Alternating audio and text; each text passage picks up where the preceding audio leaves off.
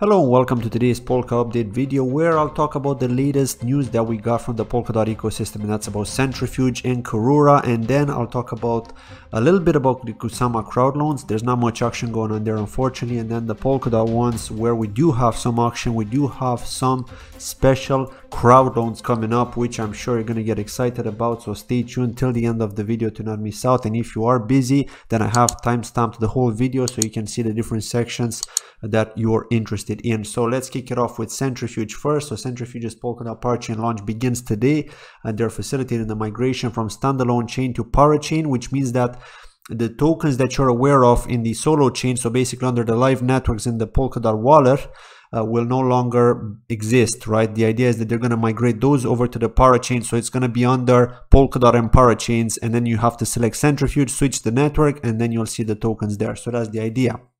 And also, aside from that, there's also going to be the bridge between WCFG, which is the wrapped version of Centrifuge on Ethereum, which was available on KuCoin for so long, but apparently also the substrate version is on KuCoin, which means that KuCoin are likely going to offer support for the Parachain version of CFG if you're patient enough, if you hold your CFG on KuCoin, for example, right? Some people do that, although it's not recommended, but some people do.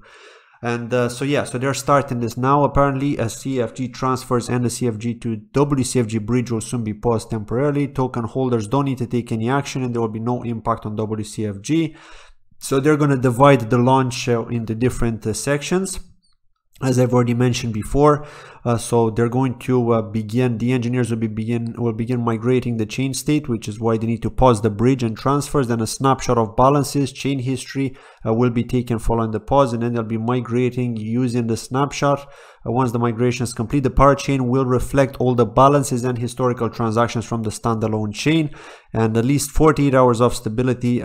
After at least 48 hours of stability, then a runtime upgrade will be proposed and executed to remove sudo, which is the admin key, and enable transfer. So as you can see, things are going to be moving very fast because they've already got experience with Altair, and it's the same with every Polkadot Crowdloan that also had, well, I should say a Polkadot project which had both a Kusama Crowdloan and also a Polkadot one. So it's exactly the same here, the same process. They're already used to it, they've been through it with Altair, and so this is going to move fast here as soon as they're testing that stability. And so after that, on Monday, April 11th, we're going to see claiming for the CFG token, which is going to be great. And then of course we need to wait for token transfers as well, okay, because we are going to be able to claim, but token transfers are not going to be launched yet. I'm assuming they're going to hold off on that, I think. But we can keep an eye out on the latest updates from their website here, gov.centrifuge.io. So anyway, we'll see. Next up, I want to share the news about Karura. Karura has been sleeping for quite some time. The main focus was on Akala. We really thought it's that lost child under the staircase, right? As we've heard that joke before. So KSM liquid staking tsunami is incoming. You can now unstake your KSM and prepare to earn from 1 million AUSD and 2.5 million TAI. You can earn with LKSM or CAR collateral staking. There are liquidity pools in various ones.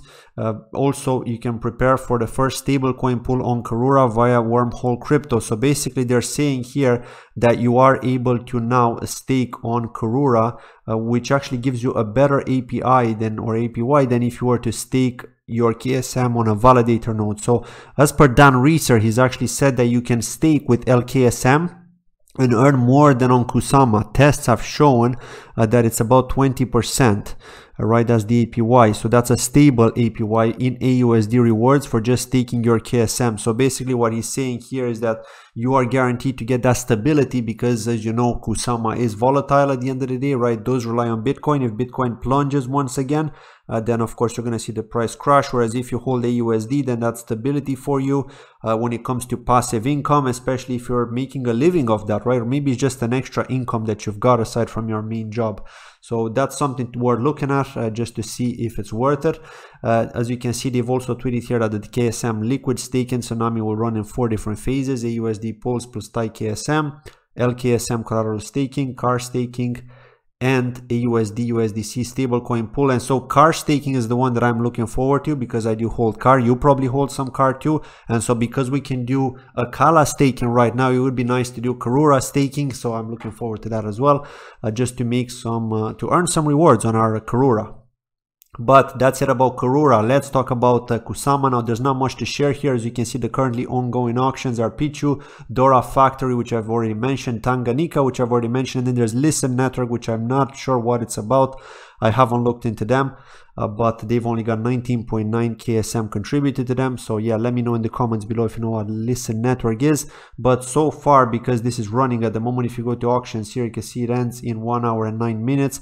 Pichu are winning the bids here, so Pichu are going to take this by the looks of it, and it is auction 31 already. So not much is going on with Kusama. Unfortunately, we'll have to wait for new crowd loans, which are more tempting to show up. But with Polkadot, we do have some action going on here, which I'm eager to share. So Gemini's, which is apparently the Parastate team that have decided to come up with this project. Gemini's will take a quick look at it as well. We're not going to go into too much detail, just to kind of give you my thoughts on it.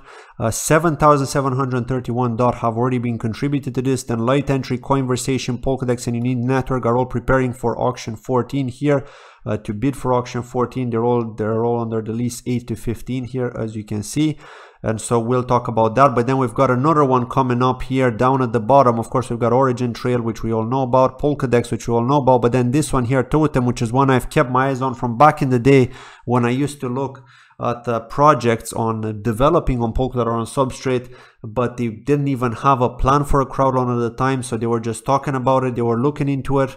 And so Totem is one of them which I've got my eyes on, and I'll explain to you why. And of course, I will be sharing more details probably in a future video where we'll be focusing either on Gemini's network, like probably a dedicated video, or one on Totem as well, I guess. So just to give you more details on each one of these. But in short, if we look at Totem here, why am I excited about this? Well, founder funded, no private sale, no ICOs, no pre-sale, no token sale, 100% commitment. And this is very similar to what Imbue Network are trying to do. Imbue Network, I've had some on my channel, are also doing something similar here, but they're also going to launch on Kusama first, and then they're going to have a version on Polkadot.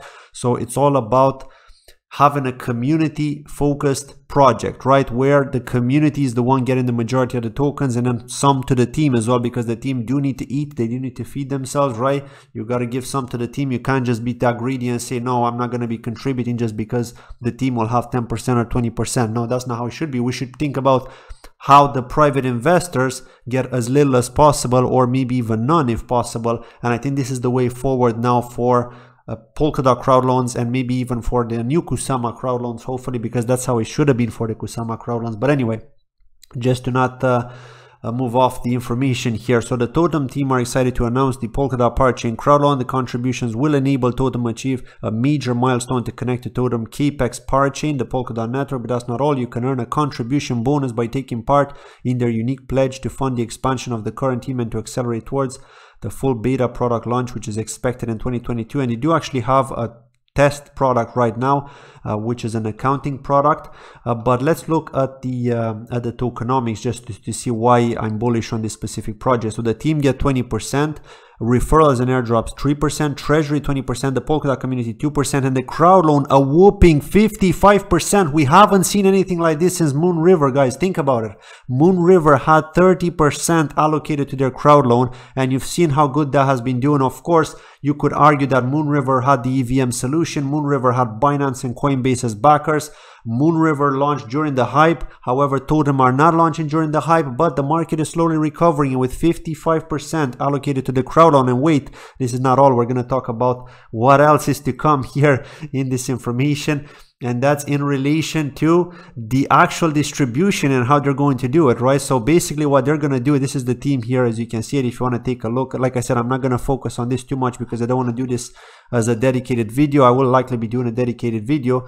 But ultimately what they're doing is they're going to be delivering 100% of the tokens from the crowd loan, right? There's going to be no vesting period, which is a bit strange, to be honest. It's something unique. I haven't seen anything like this done before, and I wonder how this is going to affect the actual network. Maybe it's a good thing, right? Because ultimately they just want to get that parachain slot. They know that users are going to help them. And so yeah, totem.live is the website here. If you go, you could see that this is an accounting program here, a platform, I should say. This is how it looks. You could do activities here, identities, rewards, tasks, transfers, all this sort of information. You can create a chat user ID here, and so it's pretty cool here for people that want to use this this account and want to test it out, want to see what it's like. Okay, you can do that. They're going to launch, of course, on the mainnet. I'm assuming at some point after they win the Parachain auction. but definitely good here. I'm really excited for these kind of tokenomics that we've seen here, as I showed you earlier with and look, it even says it here, they're going to launch in 24 days. Okay, so yeah, and there's also going to be a 5% referral bonus, by the way. Of course, I'm going to mention that because I will be contributing to them as well. So keep your eyes out on that. When they launch, you're going to get a video from me with the referral bonus. So next, let's talk about this other one here, Gemini's network. Okay, this is another gem here, the first parachain in fair launch without a private sale and supported by the advanced parastate tech. So once again, Imbu network had a major impact. I'm not sure if those guys were talking to each other or what. Maybe they didn't even know about it, right? But Imbu network were trying to be the first to launch fairly, and now we're seeing Gemini's network, we're seeing Totem following the same model to try and be as fair to the community as possible, to wave off that FUD that we've seen with the Kusama and Parachain auctions from the private investors dumping on us. We're finally going to see a change here, and hopefully it's going to be for the better when it comes to the DOT price and the KSM price.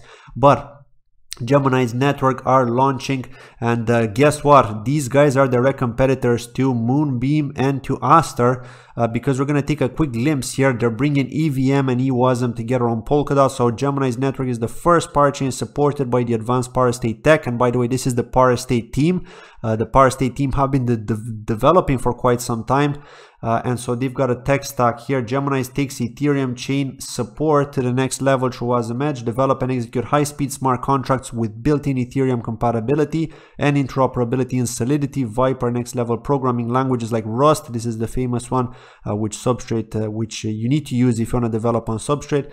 Also C++ and Golang. So what the community will get: full compatibility with EWASM, which is the next generation Ethereum, the Sol compiler, the CWeb compiler. These are all technical terms here, but ultimately think about all those smart contracts that are going to be brought over from Ethereum, like we've seen with Moonbeam, like we've seen with Moonriver.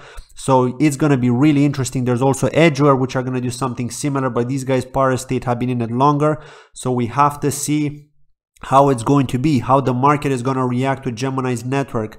Is the hype going to be here, right? We got to remember here, if we go back to the auctions here, it does say that we're going to get 10 plus gem. Okay, so 10 is the minimum that you're due to get if they max out their cap, which is unlikely to happen, right? Because we have seen that caps are not easy to max out now. $3 million is a whole lot here. Only 7,731 DOT contributed. I'm thinking to contribute some myself to this. Unfortunately, there's no referral link to this, but if you look here, the gem token is the ticker symbol. This is the token that's going to operate on the network. There is an inflation rate of only 2%, which beats a lot of the other projects. So the Gemini's network plans to become a parachain on Polkadot, supported by Parastate technical stack. To carry this function, Gemini will award a Polkadot Parachain Crowdloan supporters with his native token, and also collect a portion of the gas fees as a license fee payable to the Parastate DAO treasury.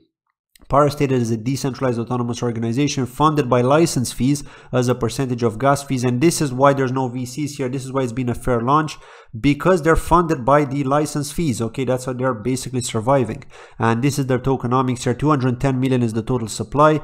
As you can see here, Parachain Auction Crowdloan gets 25%, which is really good here. Parastate DAO Treasury airdrop gets 20%. The Eco Treasury and Marketing gets 15%. Collator 10%. And so 30% for the DApp deployment hosting reward there, which I didn't mention. So yeah, absolutely amazing. It's great to see things changing for the better for both Polkadot and hopefully for Kusama very soon as well.